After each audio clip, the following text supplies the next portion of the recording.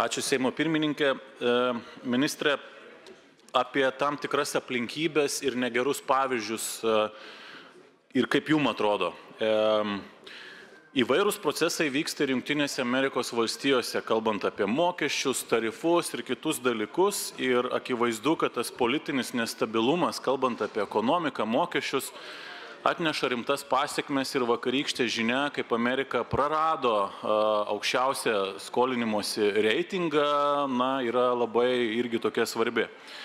Lietuva šiuo metu turi A reitingą, jis paskutinį kartą buvo nukritęs 22 metais dėl COVID ir dėl geopolitinių dalykų.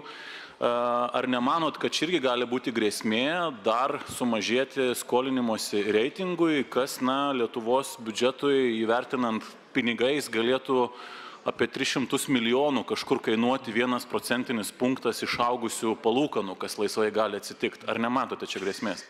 Ačiū už klausimą. Grėsmės nematau, kadangi mes turėjome susitikimus su kredito reitingų agentūromis ir visos 3 didžiausios, taip pat keletas mažesnių, jos tvirtino atitinkamus reitingus, patvirtino tą patį A reitingą Lietuvai su stabilia perspektyva.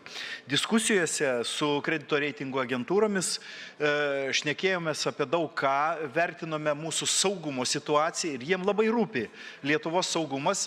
Jie gavo užtikrinimą, kad mes tinkamai rūpinsimės saugumu, kuris yra ir investicinio klimato viena labai svarbių dedamųjų. Ir be abejo,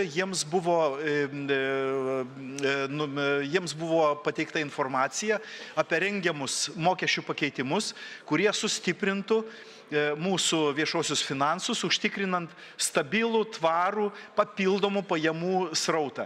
Ir tai buvo pats svarbiausias argumentas jiems patvirtinti tą esamą A reitingą ir nustatyti stabilę perspektyvą.